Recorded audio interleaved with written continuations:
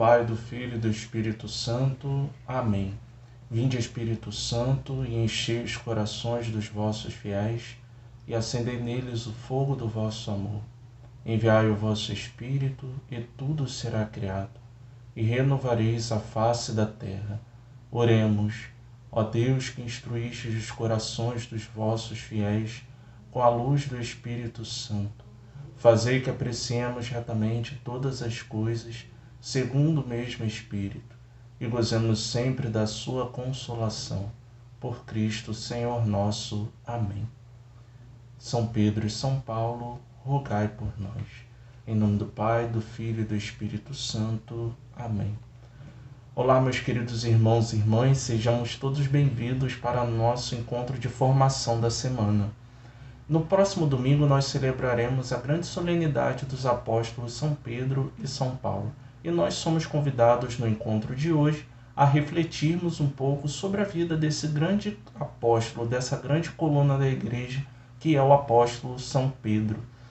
E para iniciar a nossa reflexão, convido vocês a abrirem o Evangelho de São Mateus, no capítulo 4, os versículos de 18 a 20. O Evangelho diz assim para nós: Estando ele a caminhar junto ao mar da Galileia, viu dois irmãos, Simão, chamado Pedro, e seu irmão André, que lançavam a rede ao mar, pois eram pescadores. Disse-lhes: Segui-me, e eu farei de vós pescadores de homens. Eles, deixando imediatamente as redes, o seguiram.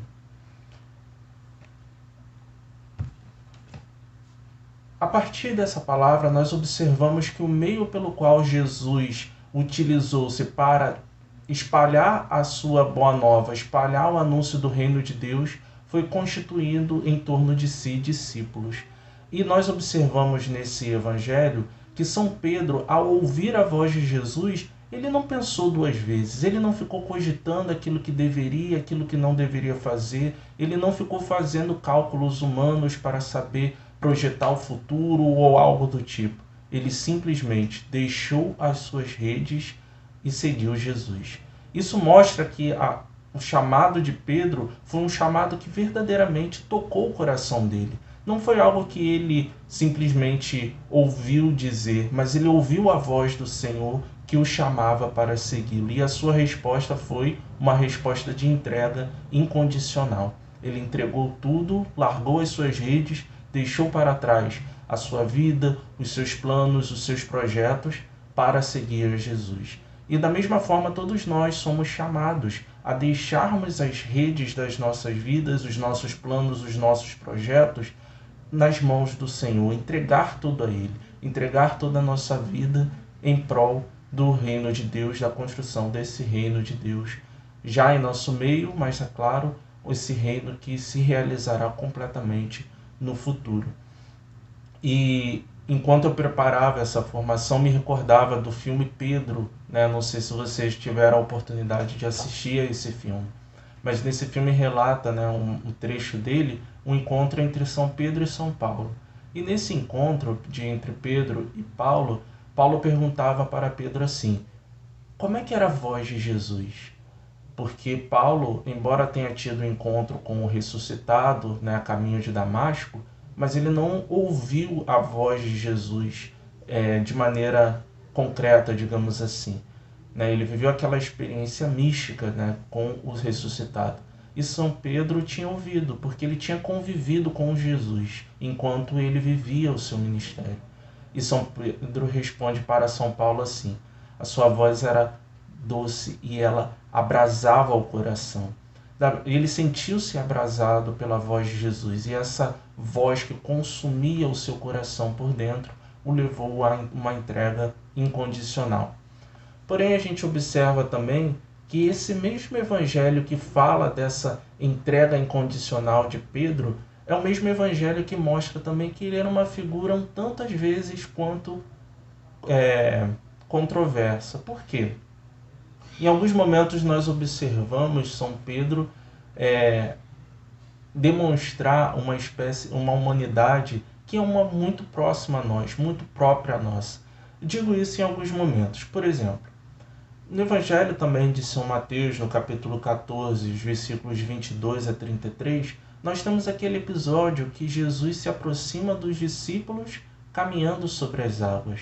E ele convida Pedro a descer da barca e caminhar junto com ele.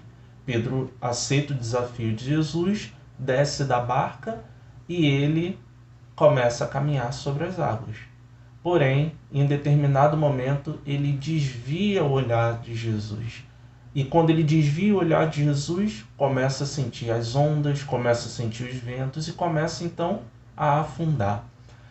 Em outro momento também nós observamos, em Marcos 14, de 66 a 72, Pedro que fala que seguiria Jesus e logo em seguida o que Pedro faz? Nega Jesus por 3 vezes.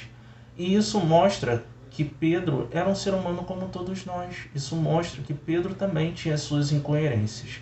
Porém, a gente observa que mesmo nessas incoerências, o Senhor o escolheu. Nós sabemos que dentre todos os discípulos que Jesus tinha constituído, Jesus convidou alguns para que estivesse mais próximo assim, que são o grupo dos apóstolos. E mesmo entre esses 12, Pedro demonstrou sempre uma primazia. Pedro demonstrou sempre uma atitude de liderança diante dos demais. Isso a gente pode observar em alguns momentos. Por exemplo, quando João e Pedro recebem a notícia de que o túmulo estava vazio, os dois saem correndo até o túmulo. João chega na frente, mas não entra. Quem entra no túmulo é Pedro.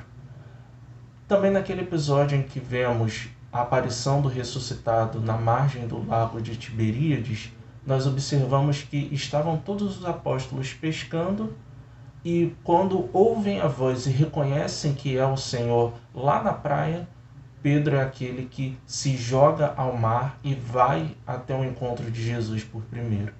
E por isso, por essa liderança, por esse espírito de liderança, por essa primazia, Jesus confiou a Pedro uma missão especial, uma missão única, que nós observamos em 3 coisas diferentes, em 3 momentos diferentes, com 3 dimensões diferentes. A primeira delas se encontra em Mateus 16, 18, que é aquele episódio quando Jesus pergunta para os apóstolos: o que dizem por aí sobre mim? Quem dizem que eu sou?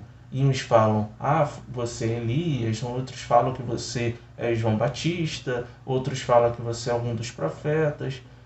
E Jesus pergunta para os apóstolos diretamente: e vós, quem dizeis que eu sou? Pedro toma a iniciativa, movido pelo Espírito de Deus, sob uma revelação do Pai, e afirma: tu és o Cristo, o Filho de Deus. E por causa dessa afirmação, Jesus confia a ele o poder das chaves. Ele fala: tu és Pedro, sobre esta pedra edificarei a minha igreja, e te darei as chaves do reino dos céus. Então Jesus dá o poder a Pedro de ligar e desligar, de ligar e absolver os pecados ou não. Dá também o poder de pronunciar juízos doutrinais e também de tomar decisões disciplinares na sua igreja. Então, esse poder das chaves confere a Pedro esse grande poder, essa grande tarefa.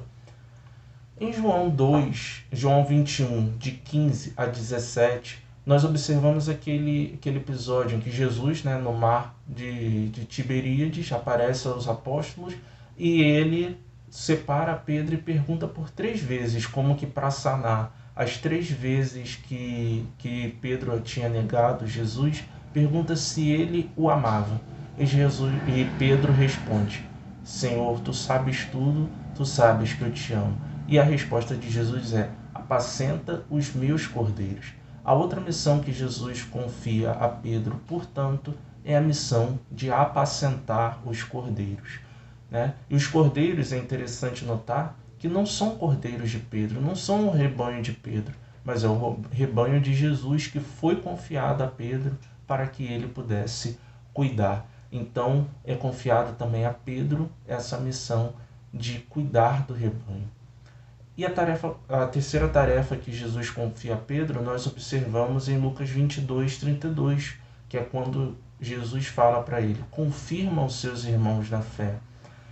E pela autoridade, né, de Pedro, por autoridade dada pelo próprio poder das chaves, nós observamos que Pedro é garantia de ortodoxia da fé e da doutrina, né? A gente sabe, porém, que aos apóstolos, todos os apóstolos, Jesus confiou essas três tarefas, de apacentar o rebanho, o poder das chaves e também o poder de confirmar. Porém, quando ele separa Pedro, né, de maneira particular, ele confere essa missão única. E hoje quem exerce para nós esse pastoreio, quem é Pedro para nós, é o nosso querido Papa Francisco. Ele tem a tarefa hoje de apacentar a cada um de nós que somos as ovelhas de Cristo. Ele tem em si, nas suas mãos, o poder das chaves para poder conduzir e reger a igreja da maneira como o Espírito Santo suscitar em seu coração. E ele também tem esse poder de confirmar na fé, na ortodoxia.